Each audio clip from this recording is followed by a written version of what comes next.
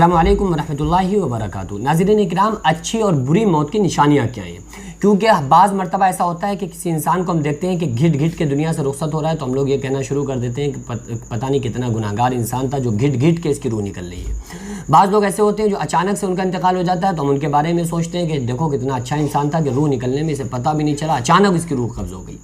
تو یہ اچھی موت کی نشانی اور بری موت کی نشانیاں کیا ہیں، آئیے ہم اور آپ جانتے ہیں۔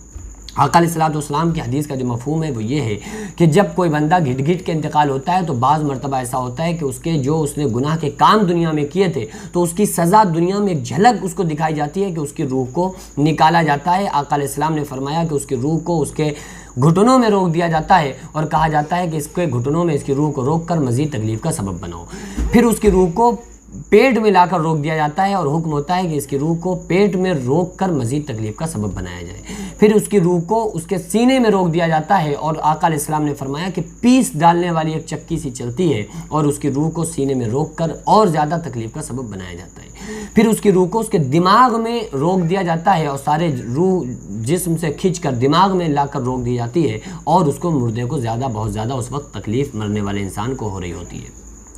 بعض مرتبہ ایسا ہوتا ہے کہ کوئی انسان بہت زیادہ گناہگار ہے تو آقا علیہ السلام نے ارشاد فرمایا کہ جب وہ بیمار ہوتا ہے تو اس کے گناہ اس طرح جھڑ جاتے ہیں جس طرح سے جب پتجھڑ کا موسم آتا ہے تو جیسے درخت سے پتے سوکھے گرتے ہیں اس طرح اس کے گناہ ختم ہو جاتے ہیں۔ تو اب دونوں باتیں ہمارے سامنے ہیں کہ بھائی اس کے ایک تو گناہ کم ہو رہے ہیں تو یہ ہو سکتا ہے کہ جس کے لیے ہم برا سمجھ رہے ہوں کہ یہ بہت گھٹ گھٹ کے اس کا انتقال ہوا ہے، ہو سکتا ہے کہ اللہ تعالیٰ نے اس کو سزا دنیا میں دے دی ہو تاکہ اب وہ انسان آخرت کے لیے بہتر ہو گیا ہو، کیونکہ اس نے جو گناہ کیے تھے اگر وہ سزا بن کر دنیا میں اسے بیماری بن کر اس کو ملے تو ہو سکتا ہے کہ اللہ تبارک و تعالیٰ نے اس کو سزا دنیا میں دے دی ہو اور آخرت میں اس کو اس کی سزائیں ہلکی کر دی ہوں اور اس کے عذاب میں تخفیف کر دی ہو۔ اور اچھی موت کی نشانیاں کیا؟ اچانک مرنے والے پر ہم یہ فیصلہ نہیں کر سکتے کہ وہ اچھا ہے، یہ فیصلہ نہیں کر سکتے۔ اچھی موت کی نشانی اس بات سے نہیں ہے کہ وہ انسان اچانک اس کا انتقال ہوا۔ بری موت کی نشانی یہ نہیں ہے کہ وہ گھٹ گھٹ کے انسان کا انتقال ہوا، کیونکہ یہ بھی ہو سکتا ہے کہ گھٹ گھٹ کے مرنے والے کہ اللہ تعالیٰ نے تمام جو اس کے گناہ تھے اس کی سزا دنیا میں دے دی اور اس کے جو اور گناہ تھے اس کو ختم کر دیا۔ اور اچانک مرنے والا کیا پتہ اللہ تبارک و تعالیٰ نے اس کی روح کو قبض کروا لیا، لیکن اب اس وقت اس کو ایک پل میں کتنی تکلیف اللہ تعالیٰ نے دلوا دی ہو فرشتوں کے ذریعے، یہ اللہ ہی جانتا ہے، ہم تھوڑی جانتے ہیں، اللہ ہی جانتا ہے۔ ہاں،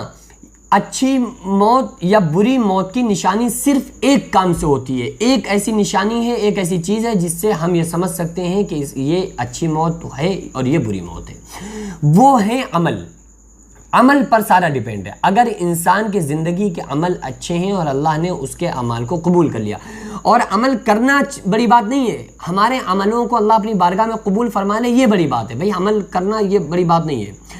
تو اللہ تعالیٰ نے اگر بندے کی عبادت کو، ریاضت کو اور اس کے اعمال کو اپنی بارگاہ میں قبول فرما لیا ہے تو اب وہ انسان چاہے گھٹ گھٹ کے اس کا انتقال ہو تو بھی وہ اس کی اچھی موت ہے، چاہے اچانک اس کا انتقال ہو تو بھی اس کے لیے اچھی موت ہے، کیونکہ آقا علیہ السلام نے فرمایا دنیا مومن کے قید خانہ ہے اور کافر کے لیے جنت ہے۔